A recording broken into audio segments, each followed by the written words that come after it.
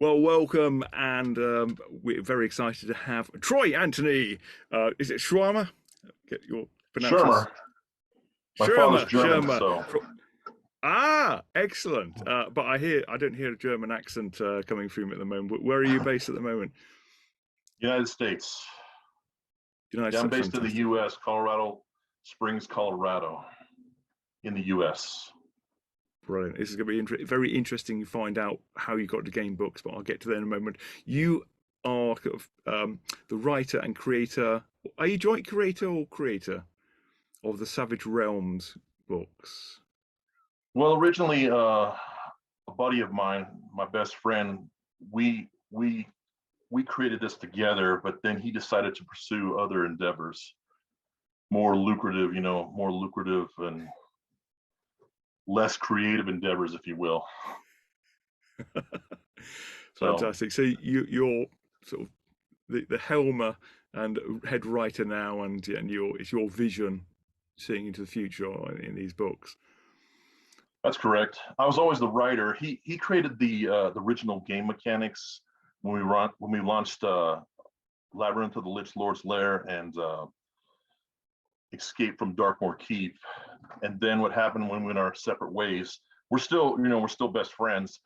I relaunched a new imprint, Savage Realms Press, and from there on, I I I did more solo game mechanics because the other two were they had you had the ability to either play as a solo adventure or you could also do a multiplayer type adventure. But there was there was a lot of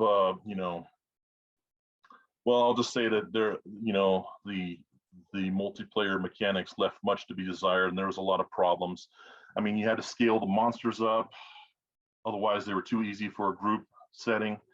Or if the monsters were too tough, they were too then a solo person couldn't beat them. So, but now with the Fantastic. new all new relaunched Savage Realms game books, they're all solo adventures and new mechanics. So I think I've done a pretty good job ironing those things out with the help of Michael Lee and Peter Agapov. They helped me with the game mechanics.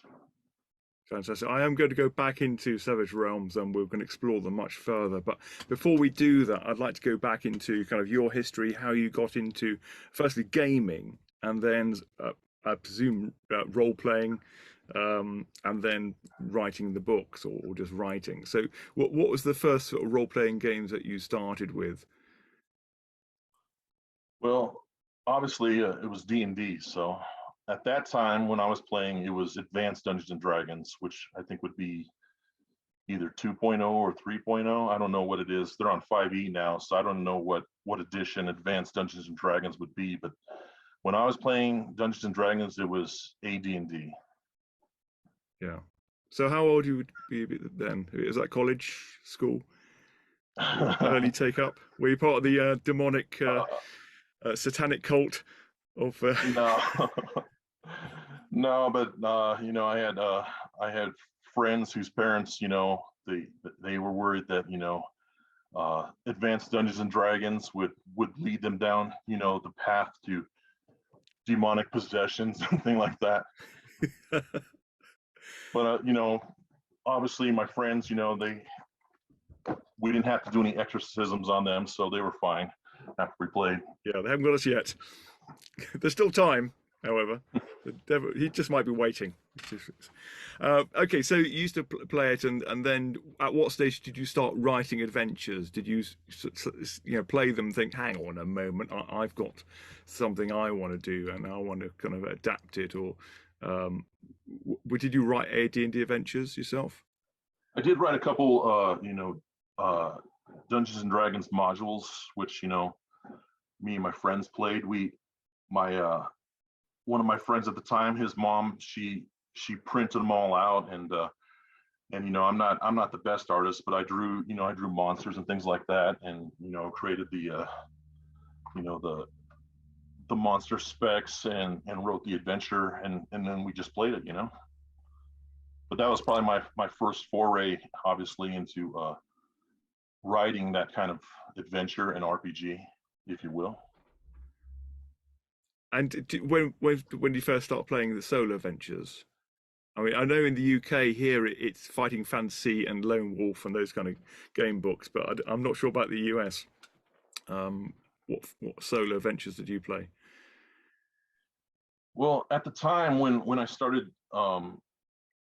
delving into interactive fiction, Choose Your Own Adventures and Which Way books, they were the ones that were out. And here's a story I want to share with you, Ollie. And this is a great story. So at the time, I was only reading Choose Your Own Adventures and Which Way books. Well, what happened was there was a book fair in the library at my school. And, I ate my lunch and I went there during my lunch break to check out and see what they had for sale.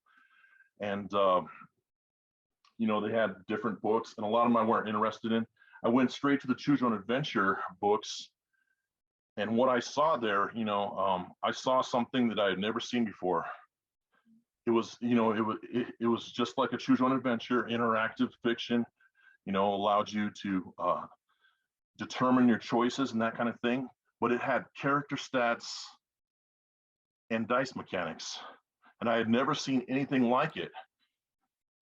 And I wanted this book, and I'm going to tell you what this book is in a second. But I got to tell you that I didn't have any money to buy this book. And my family was poor, really poor. And so, I went home, I asked my mom, can I get this book from the book fair? And she said, no, we don't have the money. So I came up with a plan, My brother and I, since we were poor, we were on what's called reduced lunch, where the government paid most of our lunch. And what I did is my mom would give me my money every day for lunch. It was like 1/3 to 1/2 of what the cost would be for the school lunch. And I just saved it. And the whole week, I starved myself. I did not eat lunch. I saved up my all that money.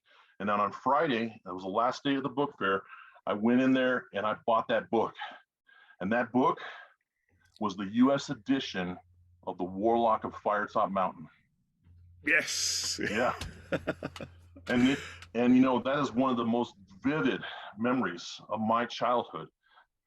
Saving up for that book, getting it, and I was just blown away. I had never seen anything like that because, before that, it was just Choose Your Own Adventures, Which Way books, Dragon Tales. There's a few other titles, Twist the Plot, that I was reading, but I had never seen anything with the dice mechanics. And because I had the D&D background, immediately, I was captivated. That's fantastic. So obviously, you said you were playing D&D beforehand. I think a lot of people went from the Fighting Fantasy books into D&D.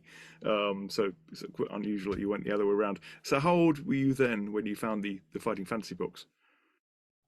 I don't know my exact age. I know that I was in middle school though. Grades. Okay.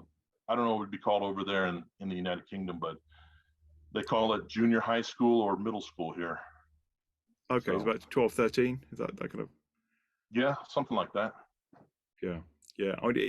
So obviously, it captured your imagination as well as a lot of other sort of people of that era. That's why we're here now. And from that point, did it kind of just go into your mind, just kind of fester and move around, and then years later you started thinking about solo adventures, or did you immediately start trying to create your own solo adventures at that stage? No, I didn't really try to create anything at that stage. I was still writing here and there, like short stories and things like that.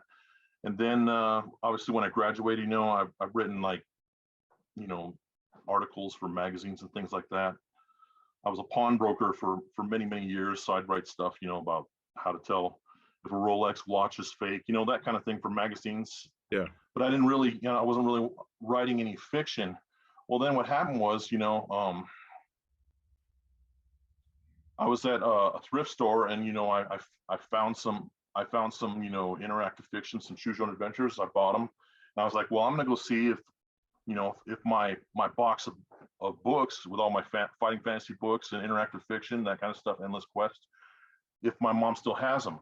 Well, my parents have split up, and then what ended up happening was my mom, she donated all my books to a thrift store, a charity shop. So they were all gone. So, probably about 4 years ago, I just started, rebuilding my collection. And at that time, that's when I decided, I'm gonna write my own game book. So Now, I think everyone tries to write their game books in different ways. I know there's certain methods. How did you approach it yourself? Did you do the well, mapping system? I know some people do like a grid system or use I'm computer a programs. I'm a little bit old school, so I don't use the software. I don't use Twine. I don't use the game book authoring tool. What I use is I have a sheet that it's numbered, with all the different sections, and as I write a section, I cross it out, and then I use an outline. So I'll write the number down of the section, and then I'll just put a little detail there of what that section entails, what's in that section or that reference, Yeah. and then just move on. And then basically, after I write the whole thing, depending on how many illustrations I have, I want to have the illustrations kind of, like approximately evenly spaced. So what I'll do is, I'll take how many references I have, I'll divide it by the number of illustrations, and it'll give me, kind of the division where I have to put the illustrations, so they're kind of approximately spaced, the same distance apart, and then I'll renumber the whole thing. And I know it sounds kind of like a weird process, but that's my No, process. I mean, I think it works every for me. process is a little bit weird. It works for me. It might not work for others, but yeah, I'm old school. I don't use any of those software tools. I do everything by hand, and most everything is in my head. So my mind is like a whirlwind of ideas. So there's always it's constantly there's something constantly moving around in my head. I don't sleep very much. I only sleep like 5 hours a day. I go to Yeah, bed at I know 1 the every feeling. night, and then I get up at 6. But it's because my mind is so active. So a lot of my I don't really have to map out my game books, because it's all in my head, if that makes sense, because of the So, just the way I'm wired. did you create the world, or did you think, okay, I want to tell a story first and then kind of flesh out the world later on? Well, I kind of did both simultaneously. I was fleshing it out as I was going. Obviously, world building. You want the world to be believable. You want the reader to immerse themselves in the world that you created. So that's what I've kind of done. You didn't really see that as much in the first book, Balance of Fate, but I'm currently working on one called Malivore, Cataclysm's Edge. That should be out here next year, and that fleshes out the world a little bit more. I'm working on an open world one called Evan Yor. That'll flesh it out a little more. I know that I don't know if you've seen, but recently I've had other authors join the Savage Realms fold. They're writing titles for Savage Realms. David Cool. Lowery and James Hiron.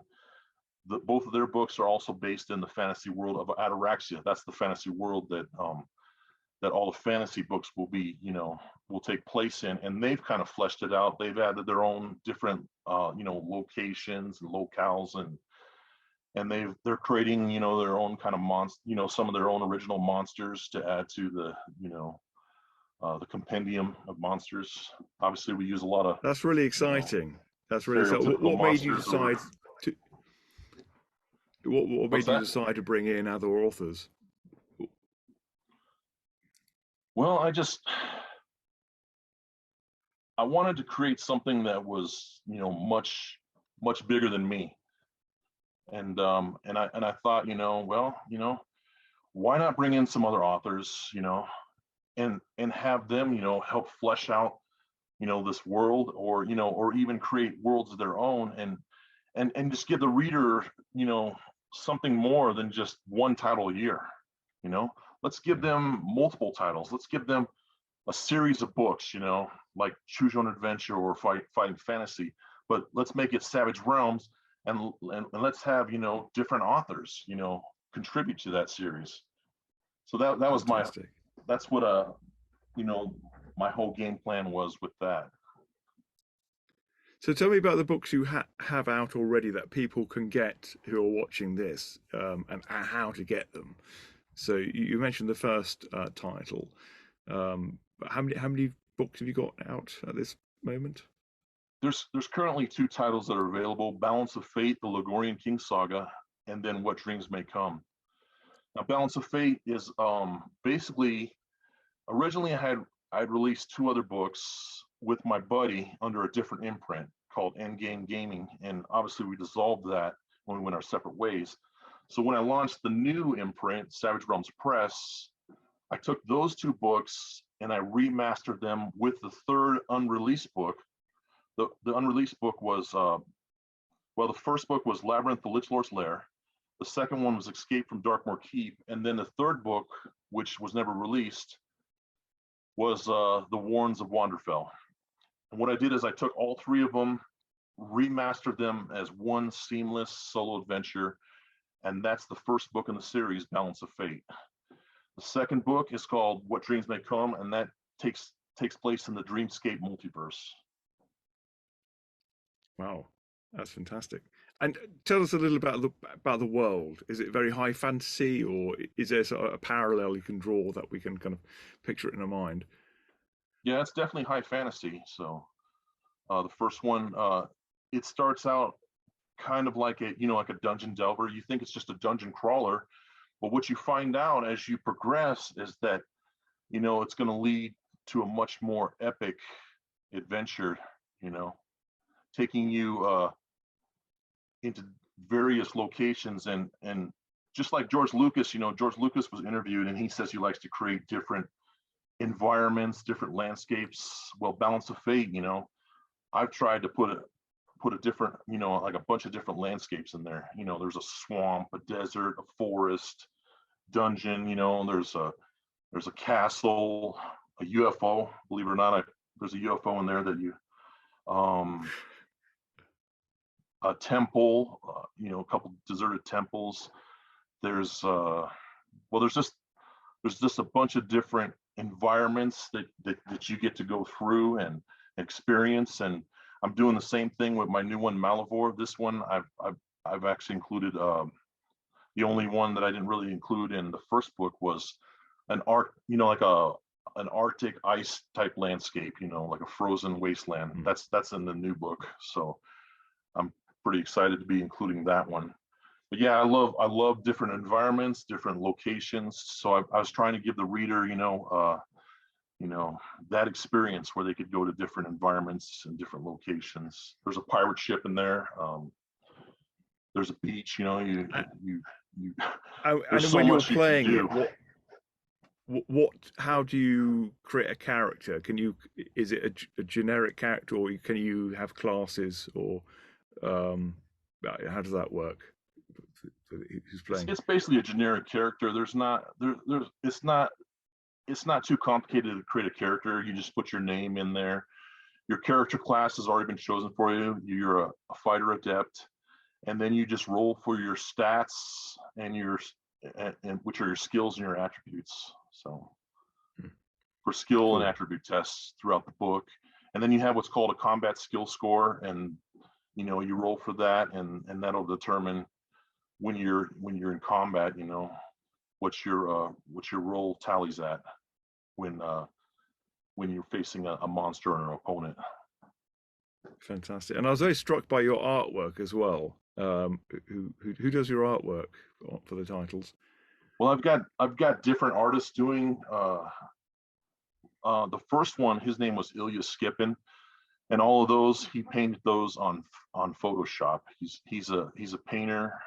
He actually has artwork in galleries, but when he does illustration, he does it in Photoshop, and he still does the same process. He's just using the different brushes that are included with Photoshop. And then for the second book, Kev Crosley, probably seen that he's done quite a bit of stuff for Jonathan Green. He did all the artwork for the second book.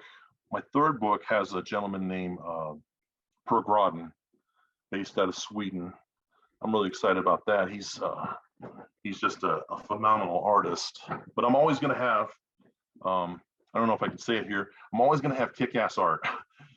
Excuse my language, but I always want to have, I always want to give the reader the best experience possible. So, and that includes the artwork, because I mean, the artwork, it'll bring the text to life. It'll take the text, to another level if you have great artwork. And I want to give the reader that experience, so you'll never see me using, I don't want to get into the controversy, but I'm not going to use AI, and I'm not going to settle for low caliber or mediocre artwork. I want to have, the best, because, if it was me purchasing something, I would like, I like getting the best experience. I want the reader to have that too. So that's why. And it's going back to what drew you to the, and that's what drew you to the Warlock of Firetop Mountain to begin with. Oh yeah, that artwork was just amazing. It's and for so many people, it's the thing that grabbed me when I first saw it and got into them. So what's the future for you then, Troy? You you see a whole world? You see it going into different areas, or role playing game, or TV series? Well, I've always been of the mindset, go big or go home. So sometimes that's to my detriment, because I do that in all aspects of my life, So I've gone big with some businesses, and those businesses failed, But I mean, that's the model. I'm of that mindset, go big or go home. So, I have a huge vision for Savage Realms. I actually want to create games.